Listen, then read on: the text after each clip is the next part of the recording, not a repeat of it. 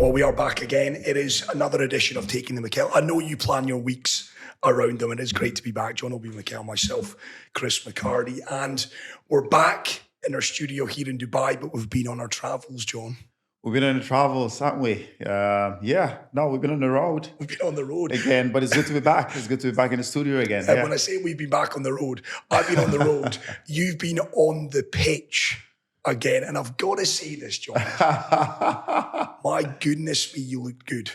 Well, listen, I keep myself fit. I train every day. I try to keep fit. You never know, during the transfer window, I might get a call up. Yeah, I just try to keep myself fit every time and just waiting for my phone to ring and say, you know what, we need you here or there. But no, I always try to keep myself fit. For me, training every day is like a routine for me. It's like my drug. I need it. You know, it's something that keeps me going. I like working out. I like staying fit. So for me, every time these games, these charity games or whatever game comes up, I know that I'm ready. So yeah, but it was good to go back, you know, to go to Bahrain and play a game. JT barking orders at you from behind. He never stops, does he? Never. He actually scored a worldie as well. He scored a worldie, yeah. I mean, JT, obviously, we know, you know, he always likes to drive with the ball from the back sometimes and try to show off some of his skills, which he thinks he has. But, you know, he's got a very, very good goal. But yeah, barking orders, never stop trying to pull me around. John boy here, like, Georgie, he's just a friend. It's just a charity game. No, but that's just JT. He wants to win everything. He wants to make sure that he does things properly. Every time he's on the pitch, everything needs to be done properly. And yeah, it was an amazing game. You know, it was fun. Played with, you know, players that I never knew that I will ever get to play on same, you know, team with. Yaya Toure, it was a rivalry back then with me. Michael Owen, who finished way before I started playing. You know, just players like that. Clarence Seedorf, who played in the other team. Roberto Carlos. So it was a fantastic team, and we got to show off some of our skills to the fans in Bahrain. Yeah, I'm not sure if there are any highlights on YouTube, but me and the podcast team were watching, John. Yeah, and we were smiling from ear to ear because we finally get to see what the Nigerian fans got to see. You were driving forward. You were in that number 10 position. I wasn't in that number 10 position. I was playing as a defensive midfield player because Yaya was as the number 10, and then Yaya was a number 8. I was a 6. Yaya was a 8, and then Babatov was a 10. But then we had Michael Owen. But I just looked around and nobody was making those runs. I was like, and Yaya was like, nah, Mikel, my hamstring is gone. No, I can't make this. I'm like, okay, somebody needs to run forward. Fucking hell. And no, I decided to take matters into my hands and just decide to drive forward. But listen, this is what I did, you know, every time I played for Nigeria, every time when I was younger. But, you know, when I played for Chelsea, like we all say, holding midfield player position back then is not what it used to be now. Because back then you have to sit, you have to make sure you keep the shape of the team. The manager's screaming at you from the touchline. Your defenders are shouting your name. You can't move, you can't go anywhere. But it's nice to sometimes, you know, when you play these games, you're just trying to stretch those legs and, you know, make sure you run forward. Well, the greatest compliment I can give you, John, is it didn't look like you'd ever been away. You still look as if you could be playing. And we should say, well done to all involved. Unity kickoff. Yeah, Unity kickoff. Yeah, exactly. It was a great event. It was fantastic. You know, sometimes when you look at it, every time I cross the white line, I always try to feel like, you know, fuck me, you know, I can still do this. You know what I mean? Well, John, we were laughing. But then, you know, I had that opportunity to pull my team 1-0 up, to score the goal, which is one of my runs that I did forward. But then I had to lay it on the plate for Michael Owen because, you know, listen, he's in a better position. Yeah, he was in a better position. The keeper was right in front of me, and he was on the other side. Just laid off for him, and he finished and put us 1-0 up. There was a party, and we'll move on. But there was a party the night before. I heard it went late into the night, but you'll be happy to know this man was tucked up in bed by midnight. He takes his football seriously. That's the José Mourinho effect, I think it is. No, I did. No, that's fair to say that. Party was going on. Party was fantastic. There was so you much were home in bed. There was so much going on. I was there for like 20, 30 minutes, and I was like, no. The game tomorrow is way more important for me. And straight home, I went back to the hotel and tucked myself in bed and got a good night's sleep. And next morning, saw the other guys who were there until 6 a.m. They were all fucking struggling, I can tell you that. Naming no names. I'm naming no names, but they all had an amazing time. And, which, again, they come on the pitch and they perform. Yeah, of course. Fun. And it was great for a great cause as well. So that was the charity match. We have been on the road. We did get to catch up with a couple of big names. I'll say no more on that for now. But let's talk Chelsea, of course, coming off the back of a win at Stamford Bridge on Monday night, 2-1, come from behind victory against West Ham as well. They were coming into the game with just one win in 7, John. We've spoken a lot about their kind of troubles and their problems, but it wasn't pretty. It certainly wasn't convincing, but it was the 3 points, and that was important. No, it wasn't pretty. It wasn't a good game at all to watch. I thought... I think from the start of the game, we weren't playing well at all. Things were not going well. And then, of course, we went 1-0 down. Just compounded the whole thing, not starting the game well, not playing well. We looked like we were all over the place, not knowing exactly what we have to do in the game, which wasn't good to see, wasn't good to watch. I think, what is it now? Is it you have people who stream the games? I think if you're a streamer or someone who collect DVDs, that's one of the games you don't want to have the DVD of.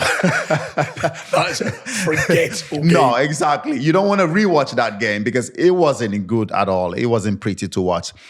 But we did come from behind. I think that showed a little bit of the character that we have in the team now, a little bit of the character that we need to win these kind of games. And it was nice to see that we've come from one goal behind to win such a difficult game. It was a very difficult game.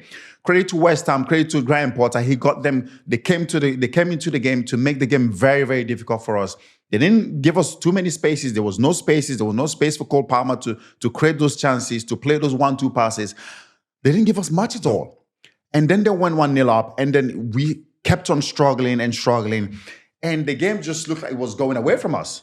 Until, of course, credit to the manager, credit to Maresca for making those changes at the right time. But I also think, he should have made it from the halftime. He should have hooked Jackson off and Sancho. I thought they were not performing. Not just Sancho and Jackson. I thought the whole team were not playing well, but he had to make changes. And of course, when you did a goal, you have to change the number 9. If he's not scoring, if he's not performing well, you have to make a change. And I thought the changes he made changed the game. Yeah, and we've spoken about it, and I know Enzo's come in for a lot of criticism this season, John, for his kind of reactionary substitutions as opposed to being proactive. Yeah. He gave them 7 minutes. You would imagine he gave them a bit of a rocket. A bit of halftime. Gave them that kind of kick up the backside that required, but he didn't get the desired impact because 6-7 minutes into that second half, Nicholas is hooked. It's now no goals in 8. Jadon Sancho, who, again, if we're to be fair on this pod, and I know, listen, you are someone that will never shy away from giving people. No, it's true. Jadon started. Yeah, been at it exactly. No, he came into the club. We all singing praises of Jadon, how well he started, and I was one of the people who say, listen, if we can get Jadon through the door, it's going to be a massive boost for us. Yeah. And he came in through the door, and he showed why I wanted him to come to the club. He performed well the first couple of the games. The first few games, he showed why he should be at the football club. He was getting the ball. He was taking people on. He was running at defenders. He was creating chances. But for the past few games, we haven't seen that. Since this December period, we haven't seen anything from Jadon. He can't relax and think, right now, I've come into the football club. I've played a few good games, and now I can relax. No, you can't relax. You didn't perform at United, and now you've had an opportunity. You've got an opportunity now to come in. You've now at Chelsea Football Club. You started well when you came in, and now you start off relax, and you're like, okay, thinking now you've had few good games. No, you have to continue. You have to continue performing the way you started, Jadon. Get back to that way of getting the ball, taking defenders on, creating chances. And just taking players on. We don't see that anymore, for the past few games. And of course, Nicholas hasn't scored in 8. In 8, he hasn't scored. Again, nothing to do, not a criticism, but yes, as a striker, if you haven't scored in 8, that is massive. That is massive. But not just Nicholas. Again, it's good to see that Pedro Neto came in. That's what we cry for. Not just Nicholas that needs to chip in with the goals. We need goals from Madueke. We need goals from Pedro Neto. We need goals from Sancho. Not just Nicholas, but as the man, as the top striker, we no goal in 8 is not good enough. No. It's not good enough. And again, I've said it. Now we're looking at that, and the manager have to hook him off. Who does he bring in? An 18-year-old. An 18-year-old gay. He is not that striker that will come in. He's very young, talented player, has got potentials. Yeah. But he's not the striker that you bring in when you need to go, when you need goals, when you need to win games. So for me, that's something we cried for. We need another top striker. The window is shut, unfortunately. Now we can't bring anyone in. We didn't bring in a striker. We didn't bring in another goalkeeper.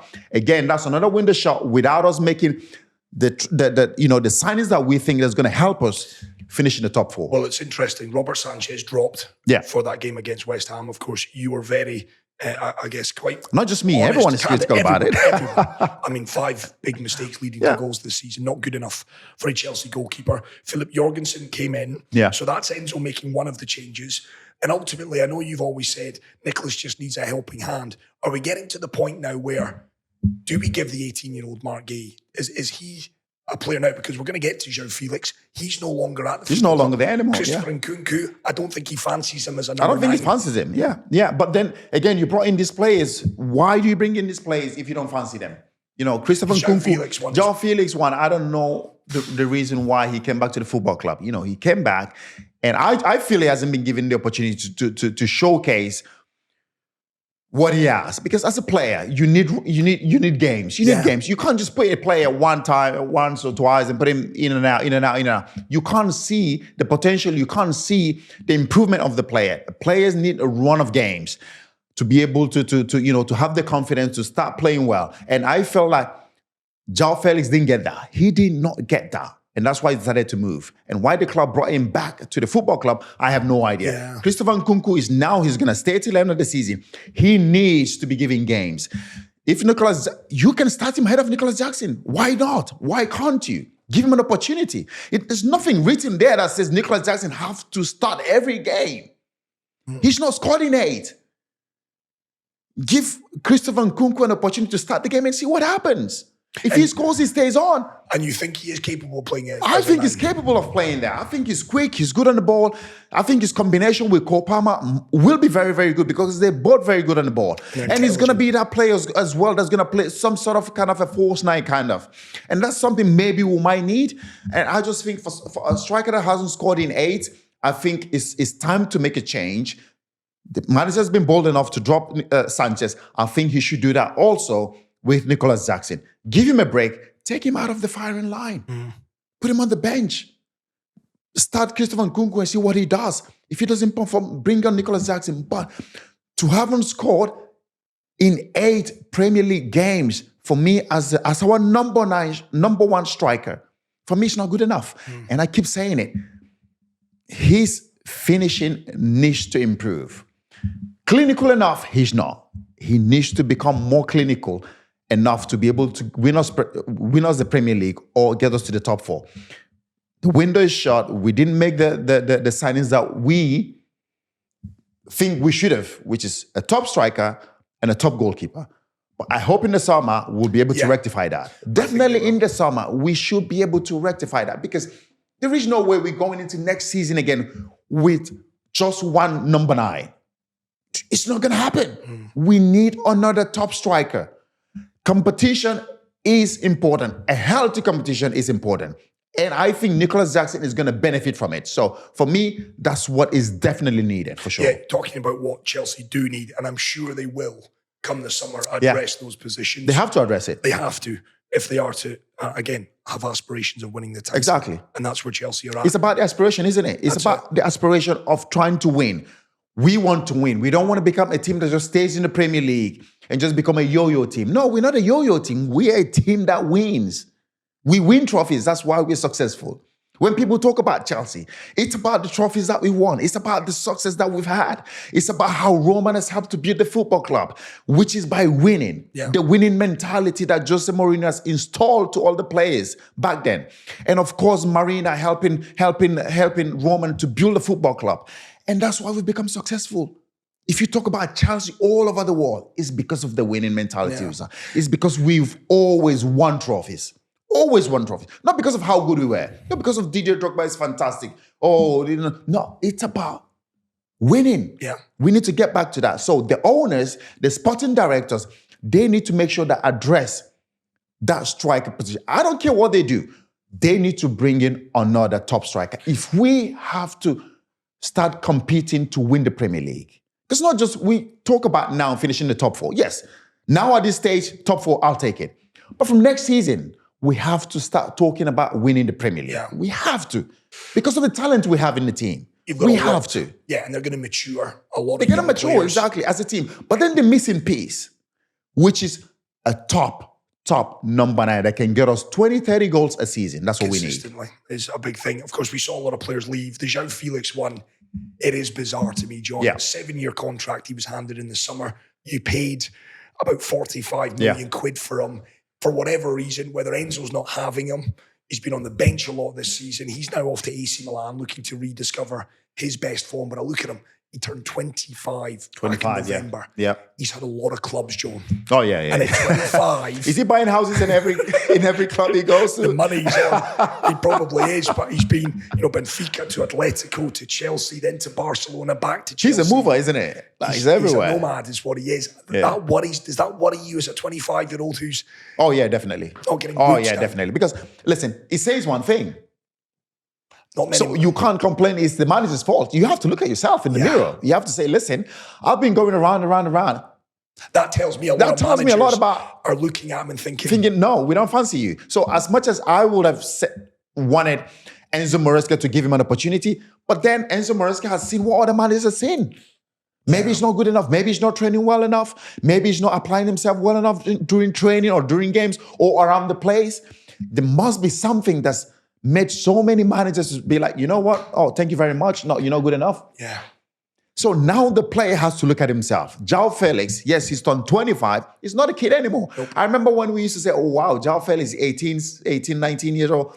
He's 25. Yeah. Time flies. Yeah. So if he wants to make something out of his career and stop moving around, he needs to look at himself in the mirror and start to apply himself better. Whatever it is, training well, eating the right food, sleeping well, the friends you have around him, whatever it is, he needs to make sure he sort that out. Because now we've paid so much money for him, brought him back to the football club.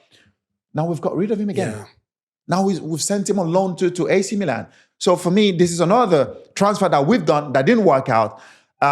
So for me, again, the key two positions that we need to address come the summer. Everybody knows that. The sporting director knows that. The owners know that. It is a number 9 and another top goalkeeper for us to be able to start competing. Again, now when you look at the team as well, we've let so many players go. And we didn't bring so many players, but we didn't reinforce into the team. What happens, God forbid, what happens if Cole Palmer gets an injury? What happens? And he's that player that he's won us games, the past games we've won or we've gotten a point out of. He's that player that without Cole Palmer right now, I've said it in this pod so many times, and I will keep saying it. Without Cole Palmer, I don't know where we would have been right now. And I'm seeing now. Right now. And you look at this run, what is it now? 2 wins in 8. He hasn't had the best of January, December, January, let's say. He hasn't had the best of it. Because a lot of teams now, John, are finding ways to shut Cole Palmer down. And I'm looking at your Maduekis, your Sanchos, your Jacksons, and saying, like, come on, lads. Come on now, exactly. Cole Palmer can't do it all. He can't do it all, no. And I think that would be my little worry watching Chelsea is that opposition teams are starting to, I'm not going to say find out Cole Palmer. This is the Premier League. Player. This is the Premier League. Teams find you out straight away because that's why it's the toughest league in the world. Teams find you out. Whatever you do, teams will study you. They will find a way to break you down, or they will find a way. Who's the weakest link? Where can we find spaces? Teams do that, and Pep Guardiola obviously is the best at it. And now every manager does that. It's about the pocket. Who's in the pocket? Yeah. Who's there? Who's that? And now teams have found a way to stop Cole Palmer. We need now the likes of Nicholas Jackson. We need now the likes of Madueke, Sancho, and all this. They need to step up. Neto, they need to step up. Fernandez, they need to step up. Cole cannot do it alone. I keep saying it. He cannot do it alone. We need our wingers to be able to chip in goals, to be able to chip in those assists, whatever it is, to win those games, because he can't do it alone. Because teams, like you've said, they found a way to keep him quiet. And he also needs to know that teams are coming after him. Yeah. He needs to find a way now to find spaces, to create those chances, to score goals. I'm sure he's working on it. He needs to find that way. And I'm sure that's something that Maresca will also help him to find a way, because we can't depend on Cole Palmer. He's done it, and he's been doing it. So we need the likes of our wingers to start chipping in. Whatever it is, we need to find. That spark that we have is gone. A little. The spark that we have earlier on in the season is gone. We need to find that spark back again, because it's gone. We're not playing well at the minute. We're not playing well at the minute. We can't sit here and lie about it. Yes, we won the game 2-1, but me and you sit here. We're a bit lucky to win that game. We're a bit lucky to win that game. The spark in which we were playing, at the earlier in the season is gone. We need to make sure we get it back. We need to start playing well again. We need to start creating those chances fluently. Our game is not fluent anymore. We need to get back to that ways. Whatever it is, Maresca needs to find a way to get us back to that way. So I hope we can do that quickly enough, because right now, we are lucky also that the teams around us, City lost in the weekend, Newcastle lost in the weekend, and now, Bournemouth as well. We had to win. Yeah, it was important we won that game last night. It was so vital that we won that game last night, because now we're back in the top 4. We're ahead of City now, City and Newcastle and Bournemouth. So for me, it was a very, very important win. Yes, we didn't play well, but it was a very, very important 3 points. I'll get hammered by the Chelsea fans for saying this, but I was gutted that Graham didn't get something from that game at the Bridge. Interestingly enough as well, Axel Disasi, he's gone to Aston Villa. Cesare Casadei has gone, the Italian midfielder, to Torino. That's a permanent deal. Carney Chukwuemeka, he's gone as well. Dortmund. Yeah. I can't help but think, John, what world do we live in? You pay 45 million quid for Joao Felix. 6 months later, out on loan.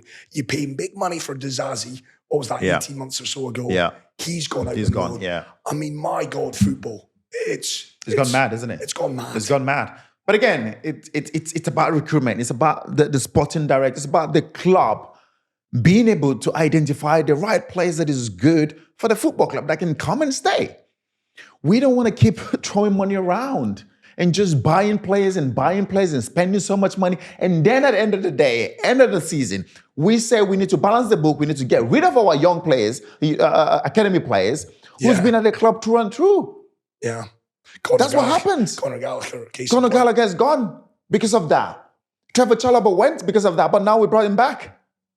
You can't keep throwing money around, because at the end of the day, you then have to balance the book. Then you have to look at your academy players who've been there through and through, who their whole life, they've dreamt of playing for their childhood football club. And then you hook them off. You're like, no, you have to go because I have to balance my book. Yeah. That's your fault. Yeah.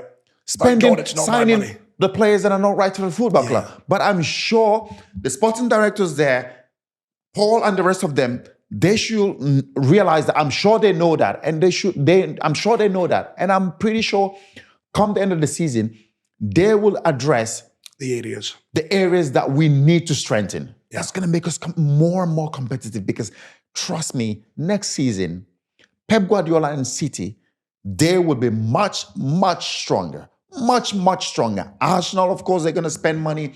The rest of the Premier League, the top players, the top teams, they're going to spend money. So if we don't address the areas that we need to, we're going to struggle next season. Talking about the transfer window, of course, it is now closed. A couple of big deals I just want to quickly get your thoughts on. Obviously, Marcus Rashford, finally getting the move. We all expected it. Did we quite expect him to stay in England? I didn't. I thought he'd move abroad. He joined Aston Villa. The least said about his unveiling pictures, the better, John, because I think he was on that night out in Bahrain with the rest of the boys. I mean, he looks bloody awful in those pictures. Poor Marcus Rashford. Listen, guys, everybody's saying he has to go. Everybody's hammering him. He has to go. the lad has finally decided to go. And what's still happening? Everybody's still hammering him. It's just because he looks like he's had a night Give on the him a time fucking job. break. I know. Sorry, Marcus. But He's gone. Let us allow him. Whatever the picture was, maybe they didn't highlight the picture or whatever they do nowadays not with the look picture. well, John. I don't know, but yeah. But that's a player that hasn't played for a while. He hasn't played for a while, of course. Yeah, you're meant to see things like that. But for Manchester, he do well? Does he do well at Villa? Is Unai Emery and that football club, the environment that Emery has built, John, are we going to see Marcus back to the Marcus of a couple of seasons back when he got those 30 goals? Do you feel? I think if anyone can do it, I think it's going to be Unai Emery. Yeah. I think Unai Emery has the ability of getting the best out of players, especially young players as well. I know Marcus is not that young anymore. What is it, 27, 28? Still a young player. Now he should be getting into his prime. And I think if any manager can do that, it's going to be Unai Emery. Fantastic manager with lots of experience and knows how to deal with players. And the good thing with Unai Emery, he doesn't just bring any player into that football club. He's very, very careful with the players he brings into that football club, into that dressing room. Very, very careful. And for him, and his style as well. And for him, he must have looked at Marcus. He must have, done his due diligence on Marcus. Is this the player that I need? This football club, is this a player that I need for this dressing room? A lot has been said about him, but can I handle him? Yeah. Can I deal with him? Can I bring the best out of him? Unai Emery must have done all those homework to be able to say, okay, let's go for it. And I actually think that Marcus Rashford, this is the best move for Marcus Rashford, because not just that he's going into a massive football club, Villa, right now. They're playing the Champions League. They're still competing for the top four. They're still in the FA. Are they still in the FA Cup or something like that? So this is a massive, he's leaving a Manchester United that's not in the Champions League. He's going to be playing Champions League football. He's going to play Premier League, but he has to go there and perform. He has to go there and show why he needs, because Unai Emery is going to put him straight away. He has to show that he is coming to Villa and he wants to improve. He wants to get better. He wants to shut people up. And I listened to his interview that he did. One thing that struck me is that he said, I'm going to a football club that will play the system that suits me. That suits me. That is a massive statement. Leaving Manchester United to go to Aston Villa, going to a club that suits your style, that's going to improve my football, this way I play. It just shows you where Manchester United is right now. It shows you where Manchester United is. I think that statement shows you where Manchester United is right now. The fact he's got a manager who will look to improve. He thinks that will bring the best out of him. Yeah. He believes the manager at Manchester United, Ruben Amorim, is not going to bring the best out of him. That's what he believes. Yeah. And that's why he's decided to make that move.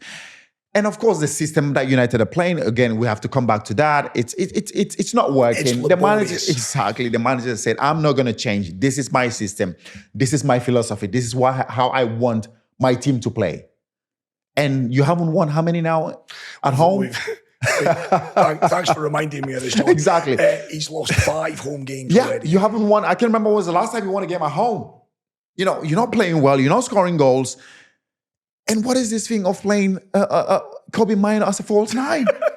I know. You spend so much money on Rasmus Højlund. You brought in Sexy. You've had 2 strikers. And you left both of them on the bench. Yeah. And you played Kobe Mino, young Kobe Mino, as a striker. I think that was a statement. I think it was a bit of a... That's not a statement. That's stupid. Well, it's a bit of both. That is stupid. It's a bit of both. I think it's saying to the board, these two, who I had nothing to do with signing, they're not up to it. But then you keep getting players hooked. Who does he trust in that team? Who does Ruben Amorim trust? Name one player that he trusts in that football team now. Diallo. He trusts I don't think he trusts anyone in that. For him, he would like to have $1 billion to make sure that he ship all those players out and bring his own players in. I think you're right, when he makes those sort of decisions, when he plays Kobe Mino as a number 9, that is a statement to the board that this isn't good enough. This isn't good enough. This season now will be, it's going to get worse before it gets better. Oh, it will. It will. I said it the other day. I think Manchester United will slip into the relegation zone. I think Manchester United will. I actually think before the end of the campaign. Before the end of the season, I think Manchester United will slip into the relegation zone. Southampton, Leicester, and Ipswich.